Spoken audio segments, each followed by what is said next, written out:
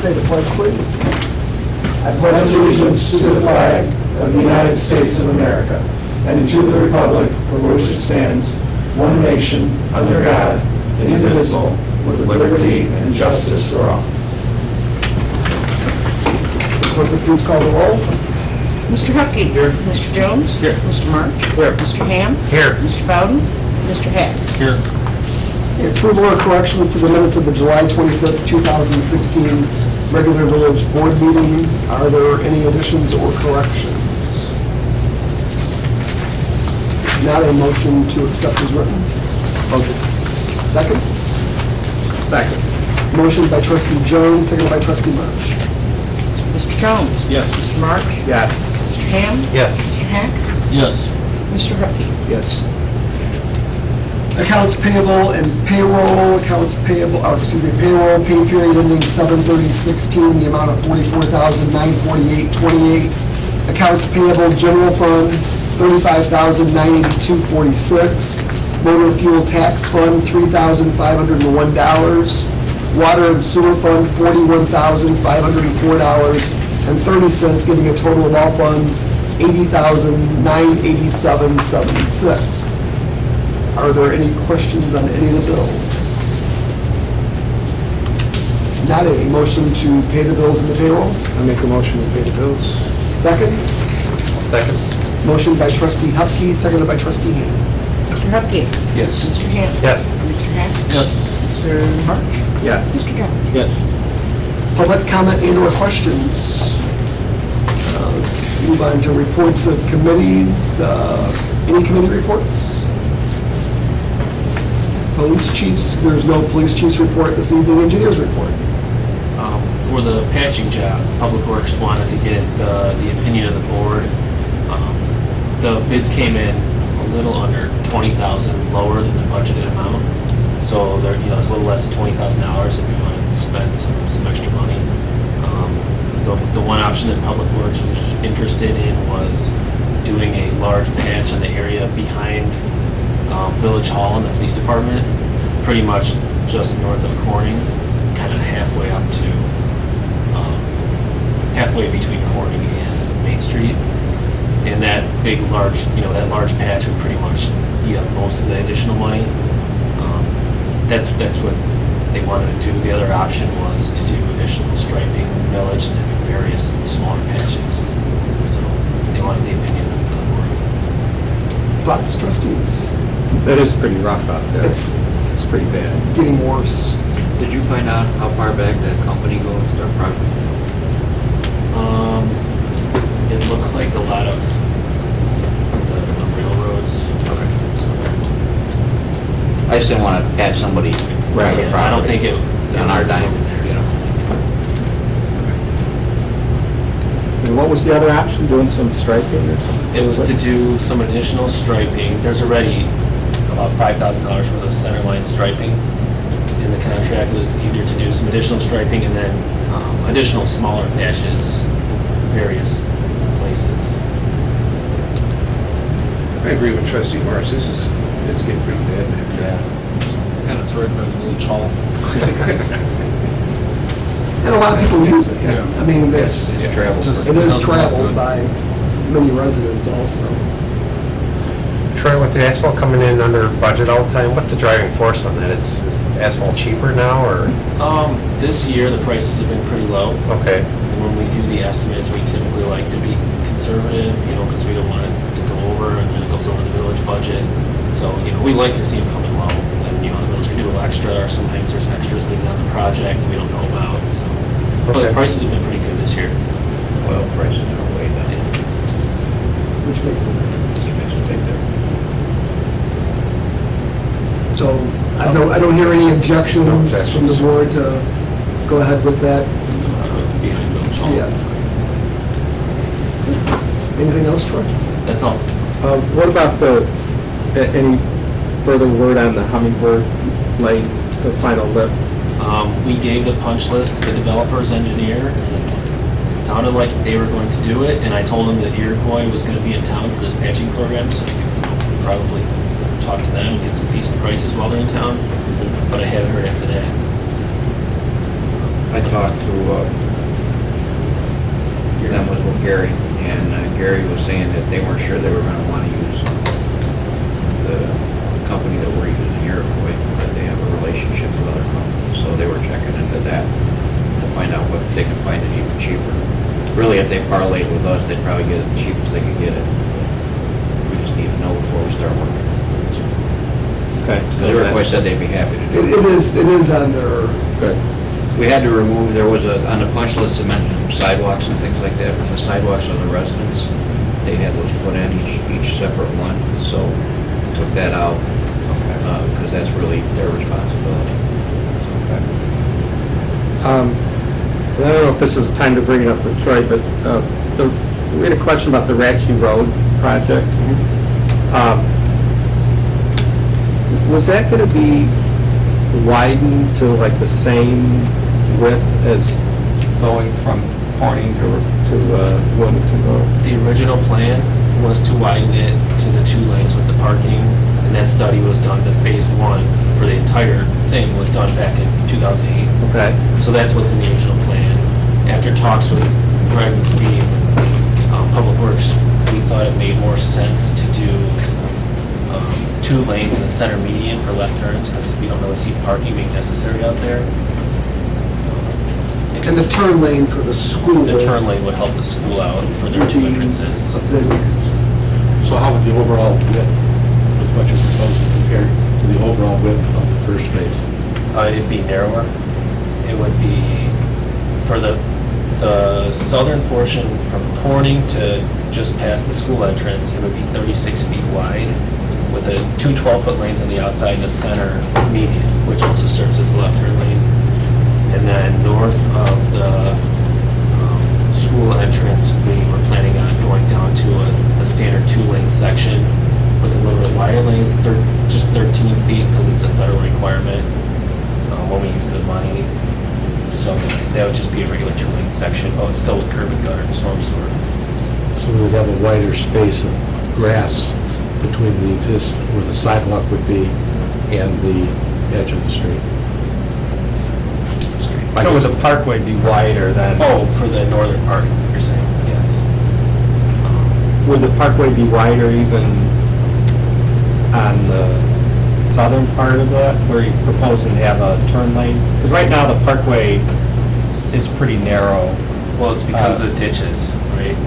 See, one. Well, no, I mean, for the part that was already done, Okay, you know, south of Corning, south of Corning, yeah. that parkway is pretty narrow right there.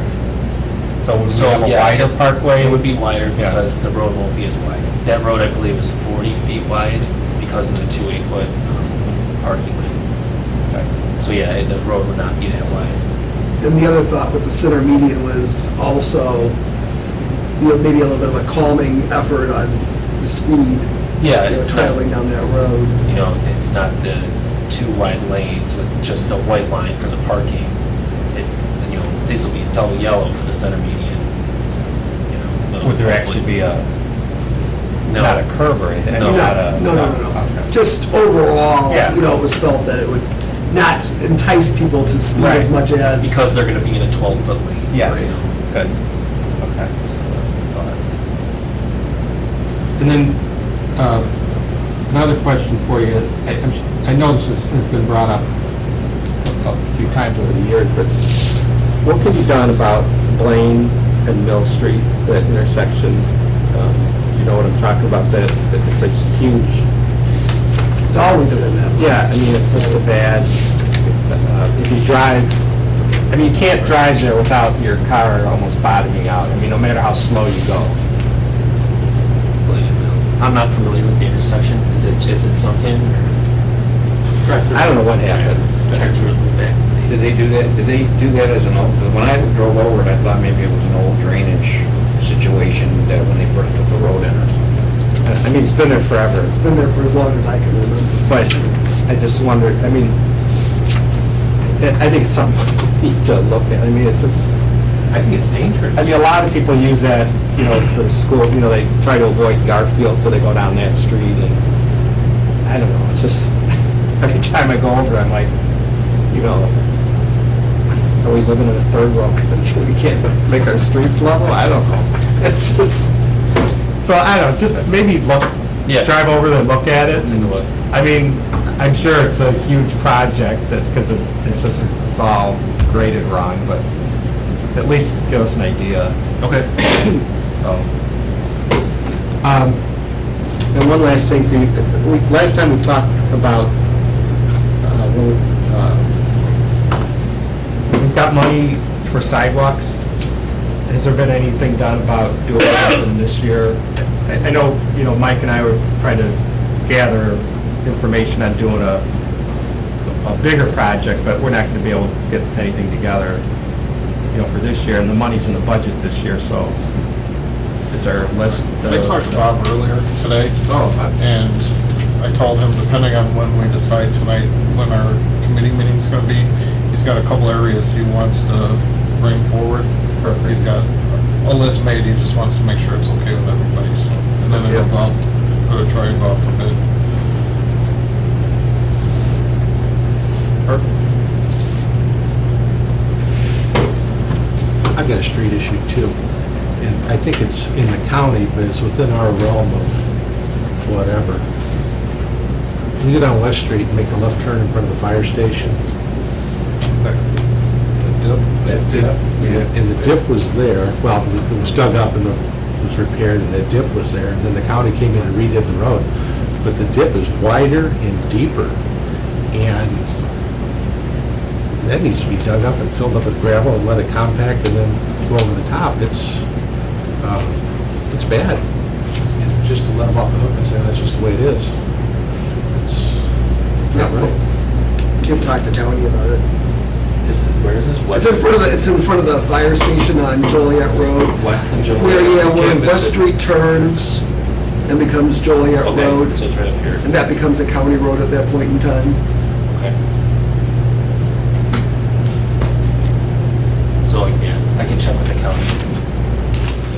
See, I'll take a look at the area, maybe take some pictures. You hit that on a motorcycle, it's dangerous. Yeah, I bet.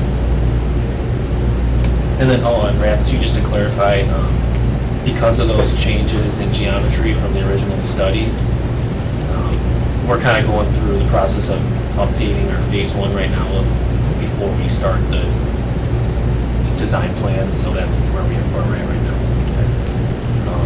There must be pretty big cost savings without having to put those extra 2 8-foot lanes in there. Yeah, we'll save a lot of pavement square footage. Is there someplace else we can utilize that in that project? Probably maybe the right of way or the culvert. It's a big culvert, needs to go in.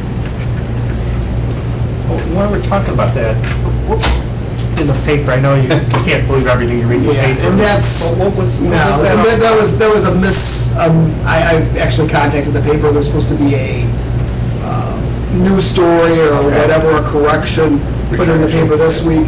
Yeah. The village and we met with the school district in regards to, there's a couple pieces of property at the Oak Street Right. and Ratchy Road, which is in a flood, plain, can never be built on.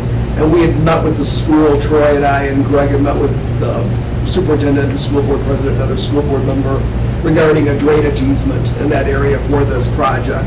And they were taking it back to their board for a discussion, Yeah. and then it kind of got blown up at the school board meeting that the village was looking at buying property, which is not the case at all. So that was just a total Okay. misunderstanding with the reporter, and I was in communication with the owner of the paper and the reporter, and Okay. there's supposed to be something in this week's paper correcting that. I had more than one person. Oh, I know. Why does the village want to buy this? Schools, no, not the case, not the case. That wasn't even mentioned. Not even close. Anything else for Troy? Right. No old business, we'll move on to new business. Item A, Illinois Public Works Mutual Aid Network Agreement. So this is I was talking with the attorney before the meeting, this is an agreement that has been looked at by, Yes, we have looked at it a number of times, but I could also say it's not capable of being changed. because of the number of parties involved in it. It has, it's safe because there's no required activity on your part. And it's really pretty standard. So, I mean, we have no legal problem with it. So it's just kind of Mutual put down in aid for writing public works. what has been Well, done. you join Usually, it so that you take care of your liability end of it too from your insurance standpoint. But if you send a crew out there and they damage a truck or something, you have the ability with the mutual aid agreement to get your insurance to pay for it. Theirs won't pay for it. That's kind of like that. and so in the past, we've just gone out, we've just sent people out and. At our risk. Correct. And it says in here that we don't get reimbursed for anything unless it's over 5 days or something like that, right? Because that kind of, it's always been just kind of a Yes. gentleman's It's always agreement? been, I mean, even when we went to Coal City. Yeah. Or when we had a thing a few years ago, we had Crete and Beecher were here in town helping us. Yeah. It was just all done on, that village's Right. time and dime. Okay. Just to help out. But we're not required to No, do correct. anything. Okay. You send what you can spare, if at all. Any other questions or discussion on this? So, like, are all the communities around here doing this, or is? There's a number. There's a number of them, I can't, Who I don't know exactly? the exact. And there's always been talk membership, through the Will County Governmental League about a mutual aid, and I thought there was something in place through Will County Governmental League, but I'm not positive if it's in place. It's always been more of a, hey, you need help, we'll come and help you type thing. Right. This was something that, was brought up as far as a mutual aid agreement, and I mean, if the attorney has no problem with it. Yeah, the two key things are, one, there's no obligation to render aid and no liability if you don't render aid or if you do render aid. The other is that if we send our people there, we are responsible for them in terms of anything that they're owed in payment, and we're responsible for their insurance to make sure that they're, And vice versa. and vice versa. Right. It's just like the Two fire keys. department mutual aid stuff. I mean, Similar. basically, police mutual aid. Mhm. It's just an ability to get more bodies in an area in a bad situation. If we have a long-term event, like if Coal City had started there and came all the way across and we were affected and things like that, then we don't have to go anywhere. We're gonna obviously stay and take care of our own stuff, so. Yeah. It does require you to designate a person, that can send our people and/or request. That does need to be done. Greg would take care of that, I'm sure. I don't know who it would be, but you do have to have a responsible, person to respond to requests if it comes, and have the authority to do that, or to make a request, just like we do in the other mutual aid agreements. So that'd be Director of Public Works, probably in this case, or Either one. Right. So you need a motion to? Well, we need a motion, it's gonna be in the form of an ordinance. This is ordinance number 16-05, an ordinance authorizing execution of the Illinois Public Works Mutual Aid Network Agreement. So moved. Second? Second. Motion by trustee March, seconded by trustee Bowden.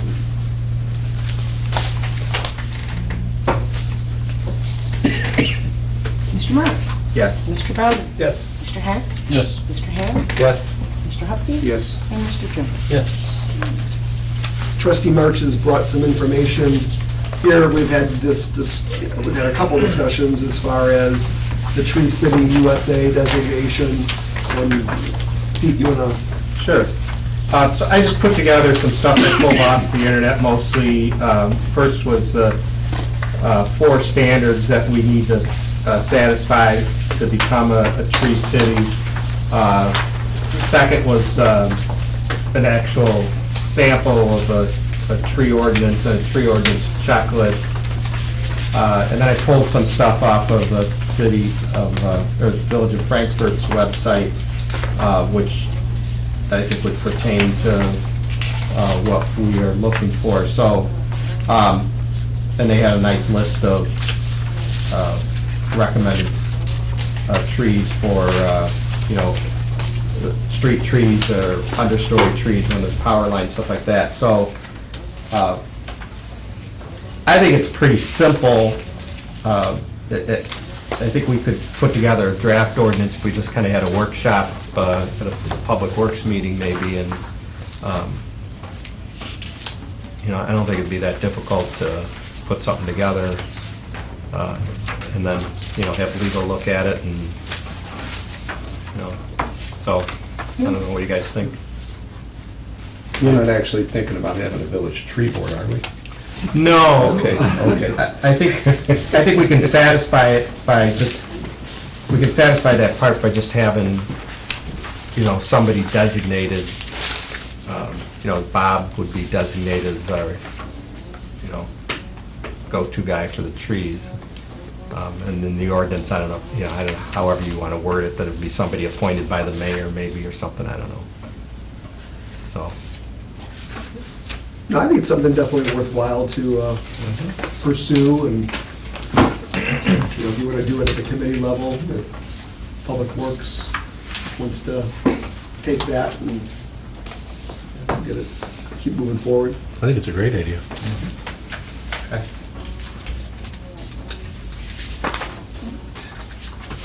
No press here for questions of the press. Anything else from any of the trustees?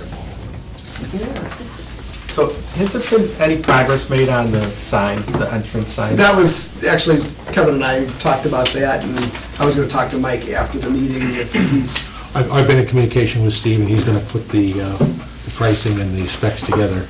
This is his busiest time of the year in Sure. his business, but I'm just afraid we're going to lose, again this year because we got to go through the whole permit process. I'll contact him this week and see where he's at on that. And then, how long do you think the IDOT thing will take? Probably a month. A month? What do we actually have to do with IDOT? Do we have to submit everything to them, or just tell them where we want to put it? They will want to see a location map showing where it's going to go. They're going to want to see a spec, and what the sign's going to look like, an elevation view of it.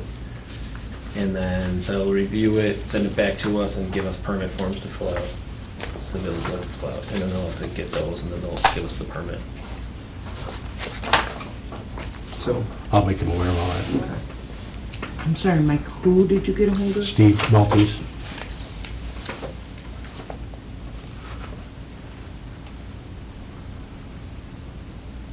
Can we go ahead and start contacting as far as locations? No, I think definitely we should, yeah.